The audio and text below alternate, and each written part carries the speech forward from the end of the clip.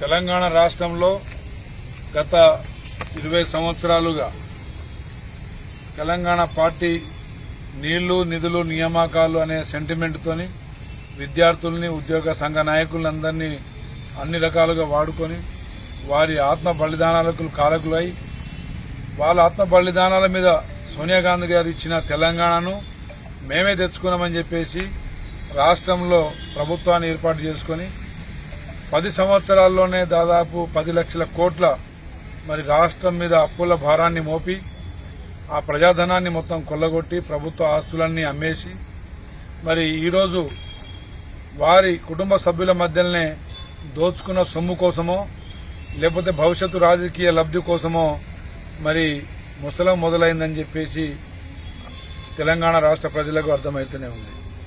ఈరోజు కేటీఆర్ గారు హరీష్ రావు గారి ఇంట్లో 2.5 గంటలు సుదీర్ఘ చర్చ చేయడానికి మతలబేందో తెలంగాణ రాష్ట్ర ప్రజలకు వారు తెలియజేయాలి.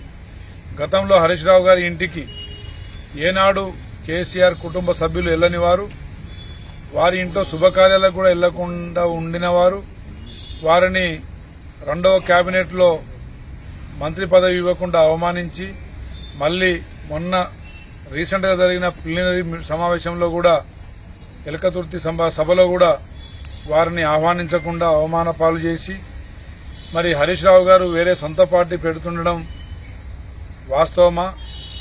కవిత గారు కూడా కల్వకుంట్ల కవిత గారు కూడా మరి నా మీద మా సొంత పార్టీ కుటుంబ సభ్యులే అపవాదులు వేస్తున్నారు, నిందలు లేపుతున్నారని చెప్పేసి అసత్య ప్రచారాలు చేస్తున్నారని చెప్పేసి చెప్పడం కూడా మీడియా పరంగా మనం చూసినాం. ఇదంతా గమనిస్తే కేసీఆర్ కుటుంబ సభ్యుల మధ్య ఆధిపత్య పోరు, రాజకీయ స్వార్థాలు మరి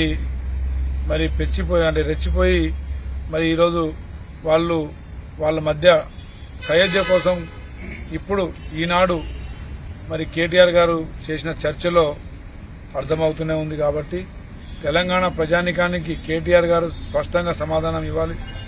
హరీష్ రావు గారు, కవిత గారు, కేటీఆర్ గారు కేసీఆర్ చేసిన అవినీతిలో భాగం కోసం మరి చర్చలా లేదా మరి వారు సొంత పార్టీలు పెట్టుకుంటున్నారనే దాని మీద మరి చర్చనా? ఇది తెలంగాణ ప్రజానికానికి స్పష్టంగా తెలియజేయాలని చెప్పేసి మేము డిమాండ్ చేస్తా ఉన్నాం. జై కాంగ్రెస్.